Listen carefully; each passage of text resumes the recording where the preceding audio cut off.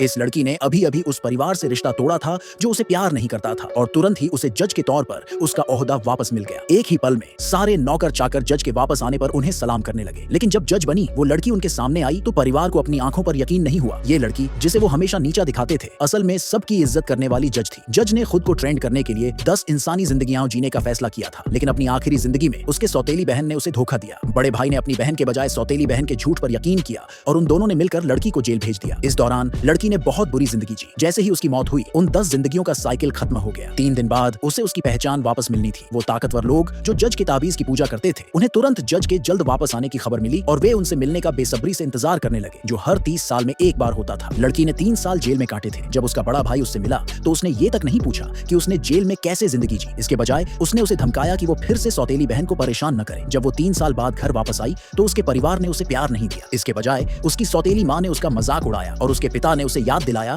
कि वो परिवार की इज्जत खराब न करे, क्योंकि उन्हें दौलत और इज्जत पाने के लिए जज की मंजूरी की जरूरत थी। लेकिन उन्हें पता नहीं था कि असली जज उनके सामने खड़ी है। सौतेली बहन ने उसे उकसाते हुए कहा कि लड़की को जेल वाली जिंदगी जरूर पसंद आई होगी जो उसने उसके लिए तय की थी। गुस्से में लड़की ने उसे थप्पड़ मार दिया। तुरंत ही पूरा परिवार उसे बुरा भला कहने लगा। बड़े भाई ने उसका हाथ पकड़ा, लेकिन तभी उसने लड़की के शरीर पर बहुत सारे निशान देखे। जेल में उस पर इतना अत्याचार हुआ था ये देखकर सब हैरान थे। हालांकि सौतेली बहन ने कहा कि पूरी जेल उसके बड़े भाई की थी और किसी कैदी ने लड़की को छूने की हिम्मत नहीं की होगी। उसने लड़की पर सिर्फ हमदर्दी बटोरने का इल्जाम लगाया। पिता और बड़े भाई ने बिना सोचे समझे उसकी बात पर यकीन कर लिया। इस पर लड़की की सारी उम्मीदें टूट गईं। जज की नजर में अच्छा बनने की उम्मीद में परिवार ने एक शानदार भेंट तैयार की। सौतेली बहन ने चालाकी से लड़की की मां से मिली विरासत की चीजों को गिफ्ट के तौर पर देने का सुझाव दिया। ये सुनकर लड़की ने अपनी चीजें वापस लेने का फैसला किया, क्योंकि मरने से पहले उसकी मां की वो आखिरी निशानी थी। लेकिन सौतेली बहन उसे उकसाती रही। गुस्से में जज का तेज अचानक बाहर आया और सौतेली बहन को उसकी शक्ति से भर दिया। वो तुरंत बड़े भाई के पास भागकर शिकायत करने गई कि लड़की ने उसे मारा है। बिना कुछ समझे बड़े भाई ने लड़की का कंगन तोड़ दिया। गुस्से में वो बदला लेना चाहती थी,